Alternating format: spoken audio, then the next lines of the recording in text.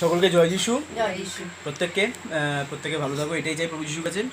খুব আর ভালো একটা বিষয় আজকে টপিকটা যেটা তোলা হয়েছে, যে আমরা প্রভু যিশুতে আসার আগে এবং প্রভু যিশুতে আসার পর কী ছিলাম, কী পেয়েছি। বাস্তব জীবনে আমি বরাবরই প্রভু যিশুকে আমি জানি, এটুকু আমি শিওর, কারণ আমার সব কিছু।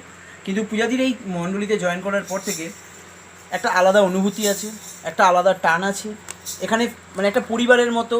এখানে কে গরিব কে বড়লোক সেটা বিবেচ্য নয়, বা কে শিক্ষিত কে অশিক্ষিত সেটা এখানে, সেই বিচারটাই যেন এখানে হয় না। এটাই সবচেয়ে বড় বিষয়, এটা বড় অ্যাচিভমেন্ট।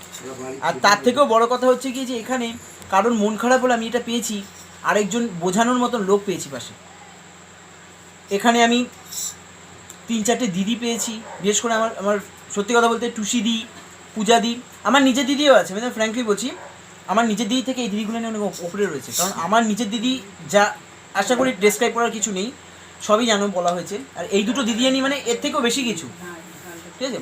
ভগবানকে, প্রভু যিশুর কাছে এটাই প্রার্থনা করি, কোনোদিন জানি ছোটো মনোমালিন্যতেও জানি এই গ্রুপ জানি না ছাড়তে হয় আমাকে, এবং আমার মধ্যে সেই গ্লানিবোধটা না আসে। এটা আমি রিভিল করছি আজকে। বা কোনো ভুল জানি বোঝাবুঝি হয়, সেটা নিয়ে আমরা বসে সলভ করি, সেটা নিয়ে সম্ভবত আমাকে প্রভু যিশু দেয়। আর আরেকটা বিষয় হচ্ছে যে আমি আগে লাইফে অনেক কিছু সাফার করেছি, আমার লাইফটা অনেক উত্থান পতনের মধ্যে দিয়ে।